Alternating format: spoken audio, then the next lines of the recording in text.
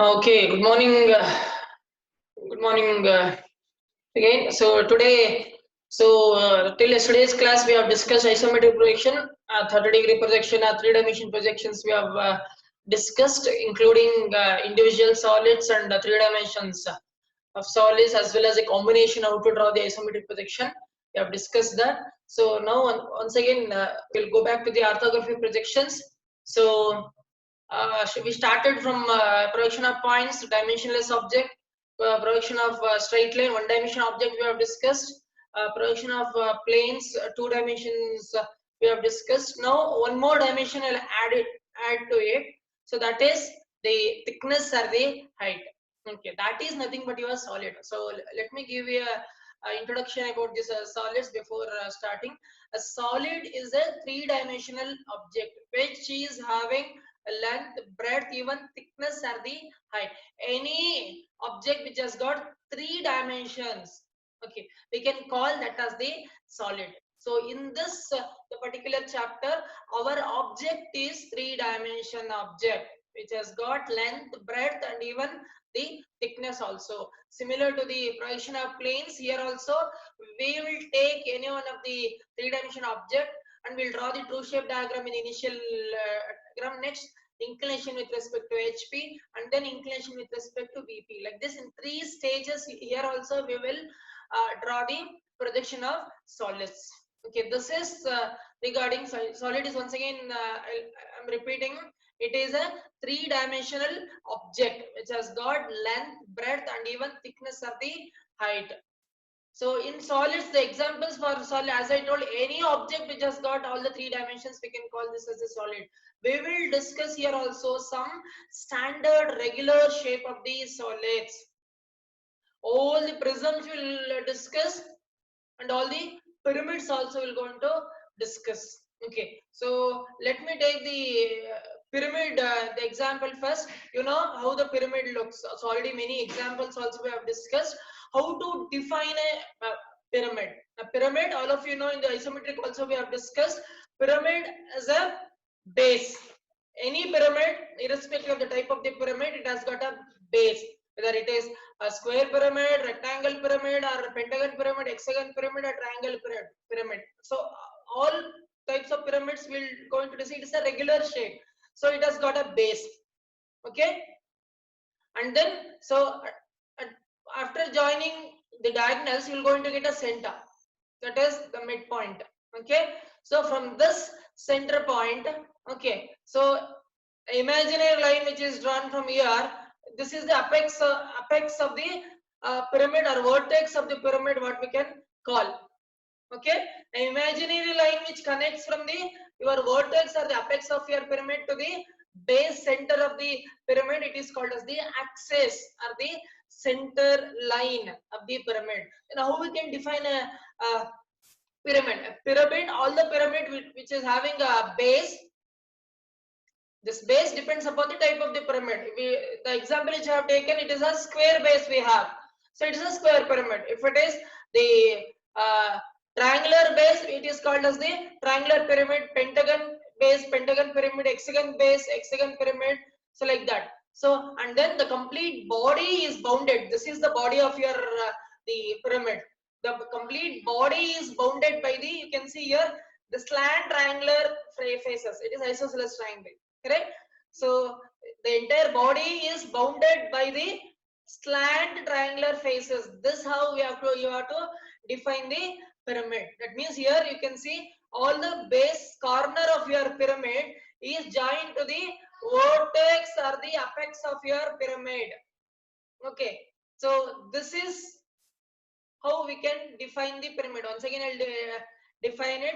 Any pyramid which has got a base and the entire body is bounded by the triangular faces. If the square pyramid is there, the body is bounded by the slant triangular faces, like this. So all are meeting at a single point. It is called as the vertex or the apex. So this is called as the pyramid. So I'll take this pyramid as the example. Now one by one we will going to discuss the example, different positions. So here also we have edge position, edge condition as well as the corner condition. So any pyramid, so you can see this is the base of the pyramid. It has got a square pyramid. It has got 1, 2, 3, 4 corners. It has got, and 1, 2, 3, 4 edge it has got. Okay, so like that, let me take up the first example, and only the difference here from the planes and solids. So can you remember this? So in projection of planes, so just for our reference, just to make it uniformity, whether it is resting on edge or resting on corner, we used to take it from the left side of you while drawing the initial position, correct? Here, so just for a change, so you all of us will take uniformly. So we'll take the, whether it is resting on edge or corner, we'll take that edge or the corner. Right side will take, even left side also you can take. Okay, only thing is for the second position we have to fix it properly. Okay, so we will make it uniformity. So whether it is resting on edge or corner, we'll draw that edge or the corner right side of us while drawing the true shape diagram or the initial diagram. So let me take up the first example. The square pyramid only I'll take example. A regular square pyramid having 35 millimeter side and 60 millimeter axis length rests on HP and one of its edges of the base, which is inclined to VP at 30 degree and the axis is inclined to HP at 45 degree. Draw the projections. This is what the question he has given. So from the question is clear that he has given a square pyramid which is having a 35 millimeter base side. All the four sides are equal, and the axis side. Axis, what I told, axis is an imaginary line which is drawn from the center of your base to the vertex or the apex. Okay, so this axis height he has given, this particular height he has given, that is 65 millimeter, and he says it is resting on HP with one of its edges of the base. So any one of the edge you can take, and you can take that edge on right side of you to draw the true shape diagram. So with this, so I'll keep the edge on my right side and keep it on HP like this. Okay, I need to draw the true shape diagram in this position where it is resting. It is resting. Now onwards in the planes. Okay, we have discussed the planes of phase resting on both HP as well as VP. Also, few cases we have discussed. But whereas in this projection of solids, we will discuss always a case where it is resting on HP only. Okay, so it is now as per the question, I have taken the square pyramid and it's resting on one of its edges of base on HP. So I kept the square pyramid on HP such that the edge should come right side of me. Okay, in this position I have to draw the top view as well as the front view. When you see from the top this square pyramid, it look like a square, correct? And it look like a square, and this slant edges, these four slant edges look like a diagonal in this case. Okay, that is what I have written here. First you draw a square of 35 millimeter in the top view, the true shape diagram. Okay, then draw the diagonals. So the base you can call it any name. I have taken it as A, B, C, D I have taken. Okay, and then here after getting the center point, I will call it as the base center point as the O1 and apex point as the O. That means this base center point I am calling it as O1 and this apex point I am calling it as O. Why I have written O1 within the bracket? When you see from the top, this point, the base center point I cannot see. So that's why it is put it within the bracket. So this completes the top. You see this square pyramid from the top side, it look like a square and the slant edges will look like a diagonal. Even the diagonal also you should make it thick. It's a visible edge. So this completes the top view.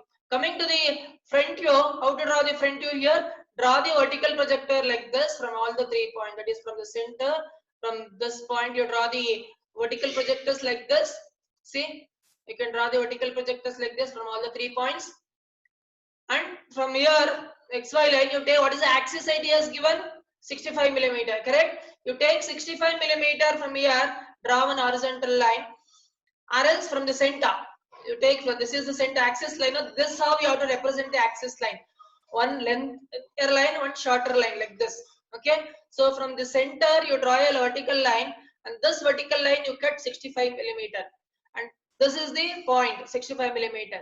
After getting this point, you draw a line between this vertex or apex to these two ends. So in the front view, how exactly it looks? If you see this, the square pyramid from the front side, it looks like an isosceles triangle. That is what I have written there. You see this, again I'll repeat it. See from the front side, it look like an isosceles triangle. That is what I have written here. You can see, and also you are looking from here. How to transfer the corresponding points? We are looking from here for the front view. A point and D point you can see. That's what A dash and D dash is written without the bracket. Whereas the B and C point you cannot see from the front side when you are looking from here. So that's why B dash and C dash should be within the bracket.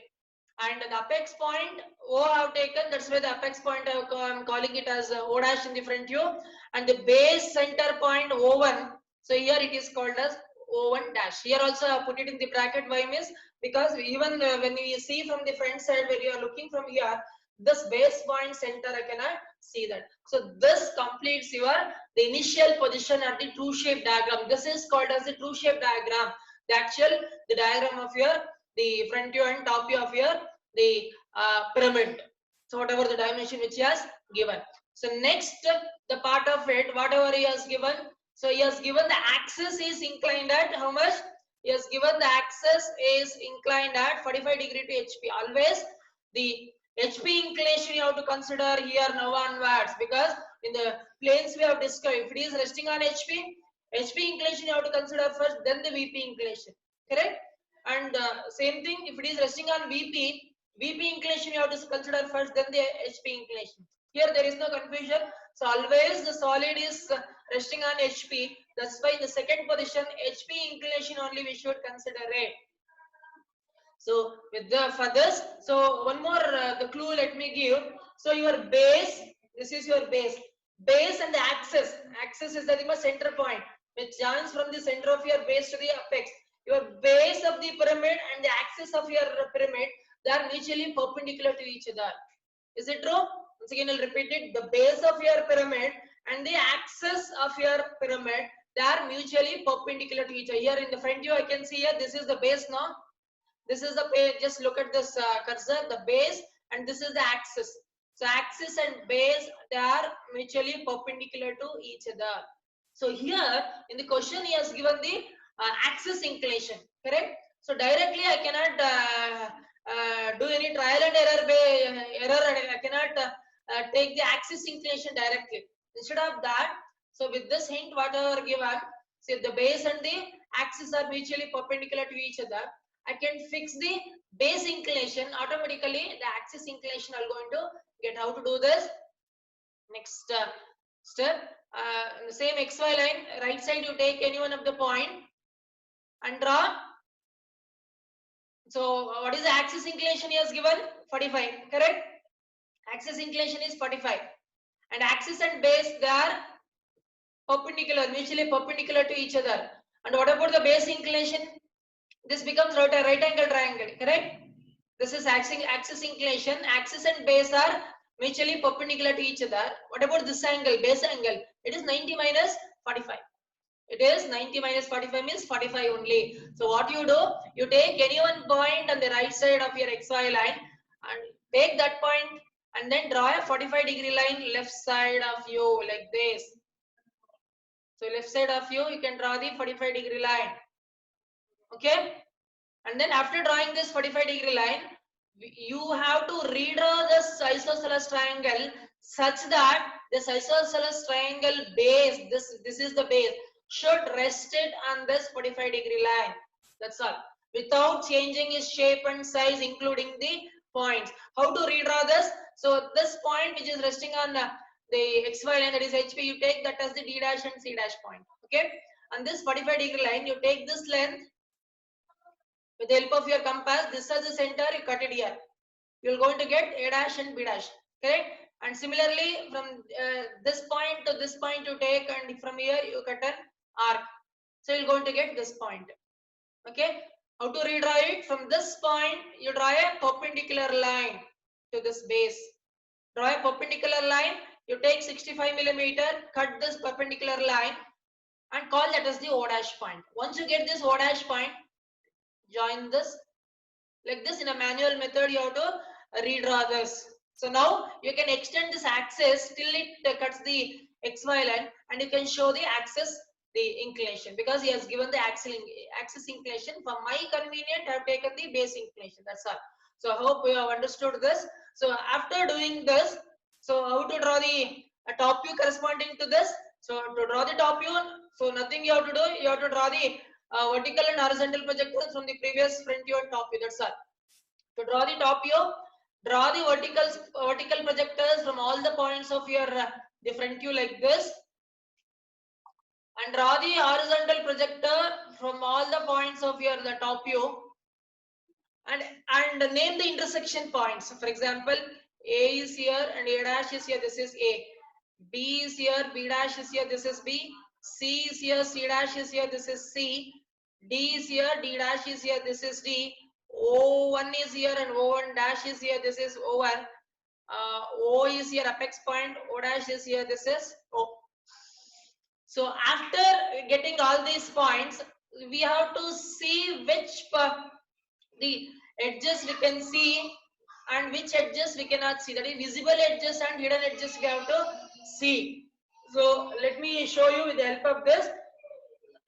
So you are tilting it like this. The axis is inclined at 45 degree as well as base is also inclined at 45 degree.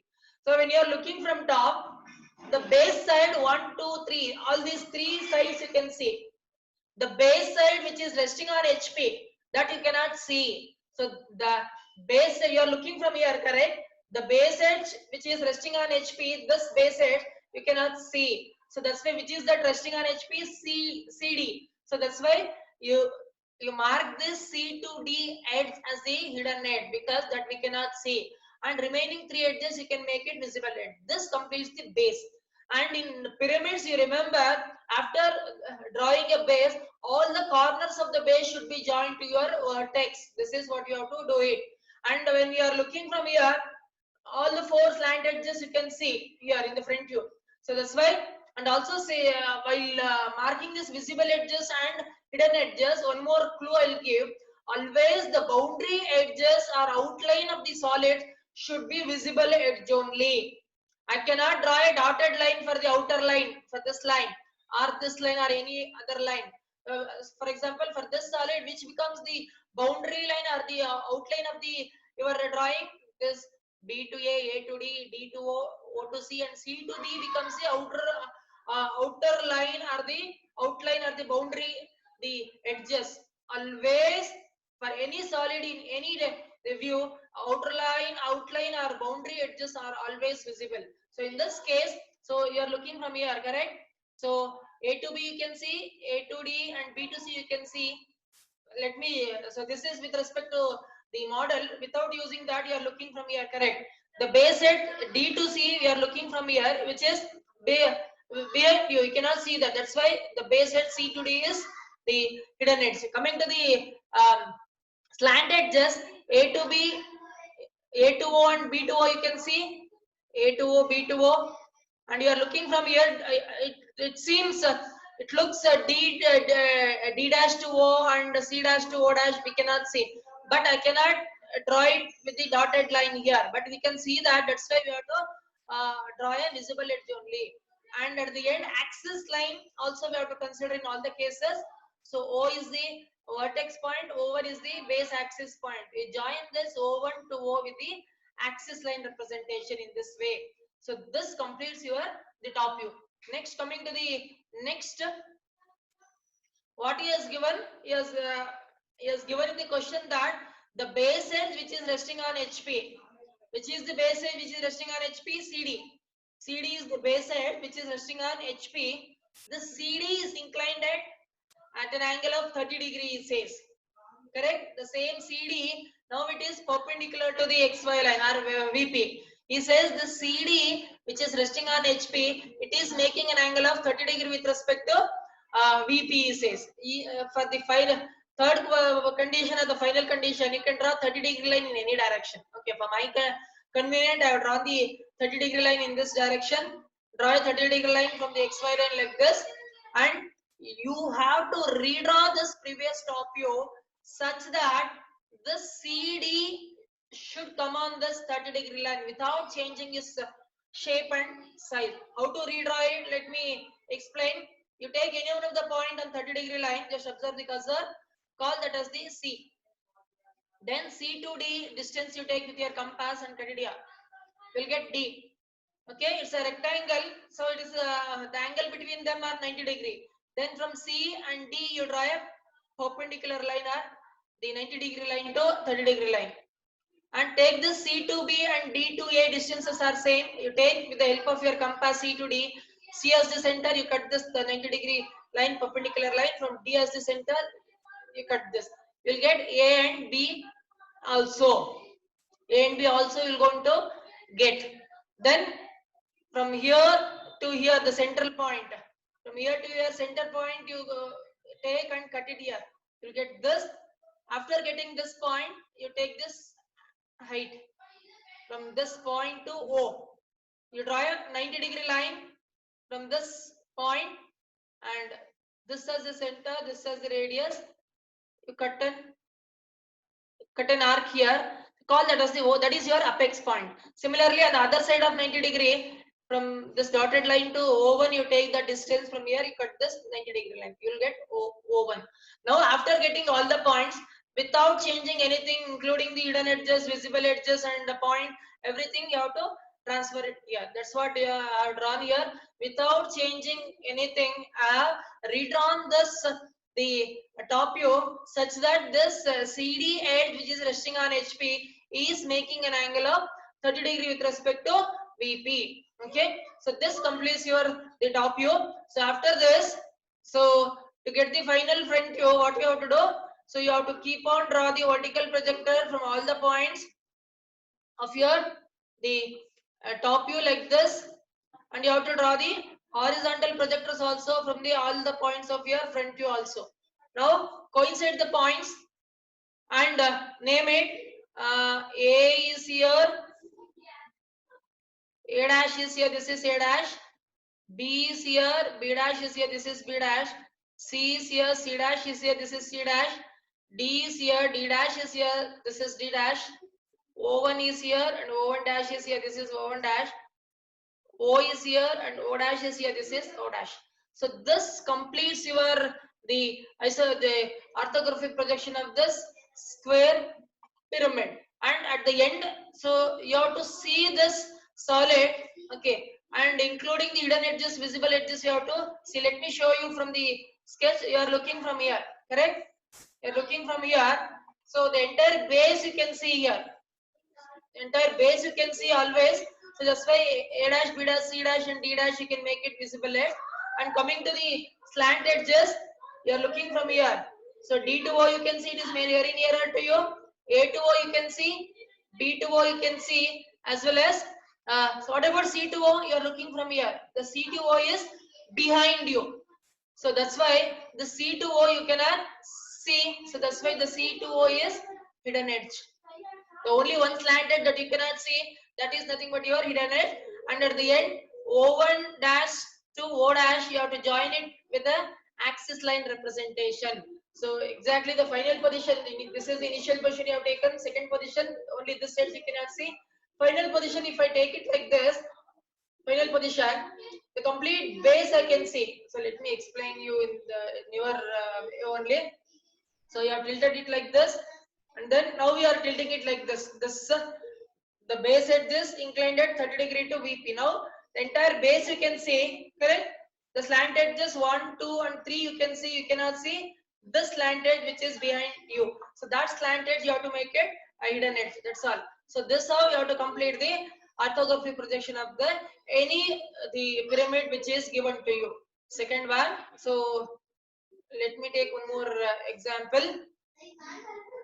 Same square pyramid, corner condition let me take in this case. Just read out this the pyramid.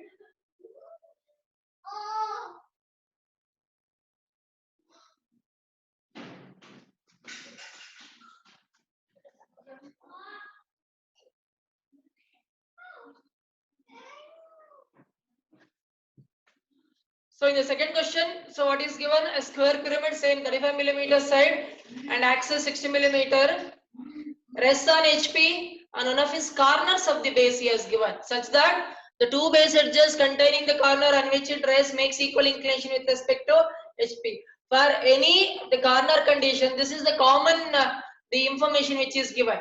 Okay, that means so when this resting on the corner, I cannot rest it like this or rest it exactly. So this both the sides of your corner should be mutually the it is the base edges make equal inclination on either side. So I will explain that once again. This is a common information. Draw the isometric projection of the pyramid. The axis is inclined to HP at 40 degree and VP at 30 degree. This is what it is given. Okay. So as usual, so let me take the square pyramid, and it says it is resting on the corner. So you take corner on your right side and rest it on HP like this. The top view, you draw the square corner condition, so that corner should come right side of you. When you are looking from the top, the base of your pyramid look like a square, and this slant edges will look like a diagonals. You draw the diagonals and make it visible edge. Okay. Next, after this, to get the front view, you are looking from here. Correct. If you are looking from here, then so here also in this case also it look like a isosceles triangle with this edge visible. Here in this case, the axis you cannot see in this case. So first, so you draw the corner condition. You know how to draw the square corner condition. Draw an horizontal line. Take any one point here. Draw 45-degree line on either side. After drawing 45-degree line on either side, what you can do? You take 35 millimeter. This is the center. You cut an arc on the 35-degree, the 45-degree line. From here, you cut horizontal line. From here, cut horizontal line. You will get 4 points. You can join it, and you will going to get a square in the corner condition. That is A, B, C, D. You can name it and draw the diagonals. Center, the O1 is the base axis point, O is the vertex or the apex point. So after this, how to draw the front view? You draw the vertical projectors from all the points till it meets the XY line. From the center, you draw a vertical line, and axis height here it is given 60 millimeter. You take 60 millimeter, cut it here. That is your vertex or the apex. Now you draw a line from a vertex or apex. Here, why I am drawing a visible edge here? Because one of the edge will coincide on this axis. So let me give you this information also. Whenever a visible edge and hidden edges coincide with the same the line, we have to give the importance for the visible edge. Okay. So if the visible edge and hidden edges are here, even if I draw the dotted line here, I cannot see that. And in this case, the axis line is coinciding with this line. Even if I draw the axis line here, already the visible edge continuous line is there. I cannot see that. So that's why the axis is there, but I cannot represent it. So it look like a triangle like this. And you are looking from here in the front view, point A, B, A, D, C, you can see. You cannot see B. That's why the point B is written within the bracket. The axis point O1 you cannot see. That's why within the bracket O1 dash. Axis point O, you can see the vertex. Vertex point O dash. This completes your the front. This is the initial position that you have completed. So it is exactly it is placed like this. The front view look like a equilateral. See isosceles triangle. Top view is a square in the corner condition. Next, he has given the inclination with respect to HP. How much? 50 degree has given. He has given 40 degrees. Sorry. So in the last previous example also I have given the base and this is your base and axis are mutually perpendicular to each other. If the axis is 40 degree, what about the base? 90 minus 40. Base I should take 50 degree. So you take any one of the point on the XY line, draw 50 degree line. This line which I have drawn, it is 50 degree line which I have not mentioned here. This is 50 degree line. Okay. So after drawing this 50 degree line, you need to redraw this isosceles triangle such that so this base of your the triangle should come coincide or come on this the 50-degree line. How to do that? So this corner point you can take it as C dash, then C dash to A dash you take, and from this as the center you cut 50-degree line, you will get A dash. Similarly from here to here, this distance you take, from here you cut it here and transfer all the points here. Okay, after that from this point you draw a 90-degree line to this base, or for this 50-degree line you draw a perpendicular line. On this perpendicular line you take axis size 60, cut this, you will get this apex point or the vertex point O dash. Now you join it like this without changing anything. You need to redraw this the triangle such that the base should come on this 50-degree line. After drawing this, you can extend this axis line. You can extend this axis line till it meets the XY line and show it. So the axis is 40-degree, so which he has given. But for my convenient, I have taken base inclination 50-degree. So it is correct. So after this, so you need to draw the top view for this. What you have to do for this? You have to draw the vertical projectors from all the front view which I have drawn, and draw the horizontal projector from all the top view points like this. Now coincide the points. A is here, A dash is here, this is A. B is here, B dash is here, this is B. C is here, C dash is here, this is C. D is here and D dash is here, this is D. O1 is here, O1 dash is here, this is O1. O is here, O dash is here, this is O. After marking it, here also we should see the base as well as the slant edges one by one, whether we can see or not. See, so initial position you have tilted it like this. Okay, I have tilted it like this. When you see from the top, the base edges 1, 2, these two base edges you can see. You cannot see the base edges which are starting from the corner. So always you remember, any corner condition example, whether it is prism or pyramid, the corner condition, second position. So the edges which are coming out from the corner that you cannot see in the top view. So here the two base edges you can see, that you cannot see the other two base edges. Coming to the longer edge, this slant edges, 1, 2, 3 you can see, you cannot see the slant edge which is starting from your the corner. How to analyze from this sketch? You are looking from here, correct? Coming to the base edges, A to D and A to B you can see, which becomes outermost boundary line. What about the B to C and T to C? We cannot see that. That's why C to B and C to D are hidden edges. Coming to the slant edges, A to O you can see, it's nearer to you. B to O and D to O also you can see, it becomes outermost boundary line. And C to O we cannot see that. C to O we cannot see that, but I cannot show it here. Already A to O visible edge is there. Even if I draw C to O hidden edge here, I cannot see that. It will coincide with the visible edge. And axis line also I cannot show here, but axis line it is there. O1 to O. But already visible edge is there, I cannot show that. So this completes the second position. Now coming to the third position. So here the inclination whatever he has given, it is a true inclination, correct? So in the planes, the chapter also have discussed, if the true length is given, we have to take the locus and then you have to take the apparent length, all those things. In the question, if it is given the top view of the axis is inclined, in such a cases, so we can take directly that as the apparent inclination. Here the true inclination is given with respect to VP also. So he has given 30-degree. So what you can do is, on right side of your XY line, in any direction you can draw a 30-degree line.